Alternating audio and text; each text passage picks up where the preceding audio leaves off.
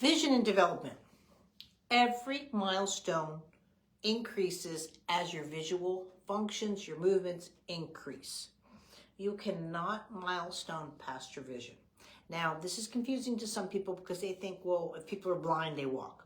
There's actually very little blind people in the world anymore, as far as full on just legally blind, right? If you even look at the statistics at blind schools, they are now multisensory.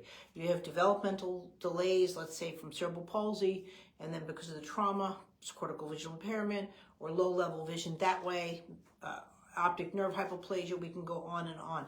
There's been structural damage to the eyes or to the nervous system, and as well as developmental delays. Why? Because you have to look at the functions of vision, right? So one of the biggest problems that I see, and this is where this review is coming in for, my child only crawls sometimes and he's club crawling and bear crawling and all that. Well, first of all, he cannot cross a visual midline, right? This is where the big hiccup with the visual sophistication happened was really back in independent sitting. At independent sitting, right, one of the it's not about just sitting, right? One of the big things about looking in independent sitting is that ability to go from a short convergence to a long convergence, right?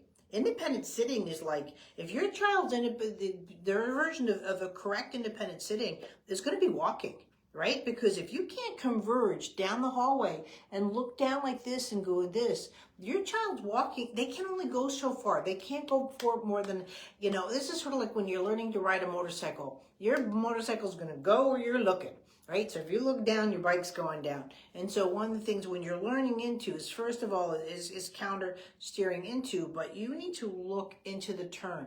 You need to look into the turn. And then your bike makes this beautiful arch because that's where your eyes are going. But if you're going, ooh, ooh, ooh, and you see people like on motorcycles when we call it going up the twisties, right? And they're literally like, they go in the twisty and they're like, because they can't take that turn. They can't take that, and that's getting in and out of all fours, right?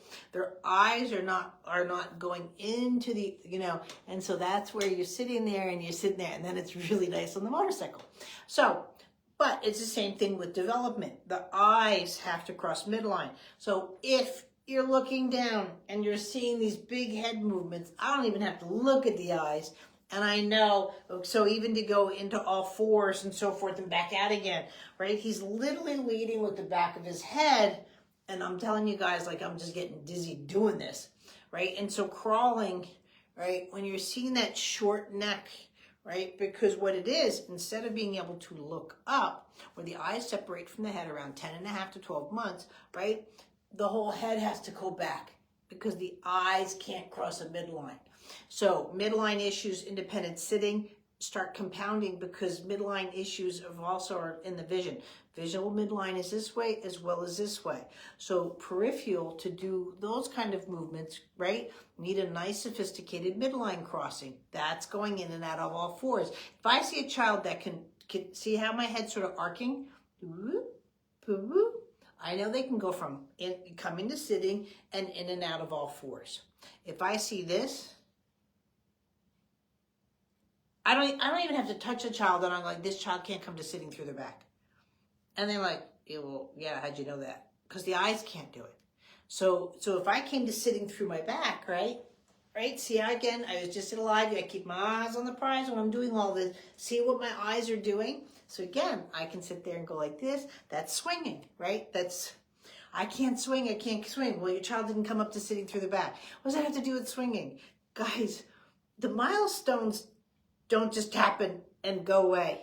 These milestones keep going through the rest of your life, right? If you want to anti-age, go on a swing, you know what I mean? If you want to go back to these great developmental movements, I can tell you right now, someone who's a senior citizen has just about as big as eye problems, right, is have my kiddos do it at 6 months of age. It causes issues with their development. It causes issues with the way that they're doing. And that really is the biggest bang that you can get. If you want your child to progress with milestones, they have to progress with visual charts or visual functions. The charts are all done. They're in your support program in in the Fast Start program, all the visual charts are there, so you can look at each month of development with each month of what's going on with their visual movement, right? And you can start seeing, like, you want to work on crawling, you've got to make sure the eyes are ready to go, and these kind of things are going into play. Even if your child can't come to sitting in the back, from their back, but you have to sit there and do the visual milestones as well as the physical milestones. So the brain continues with that movement that it's needed for development. Thanks.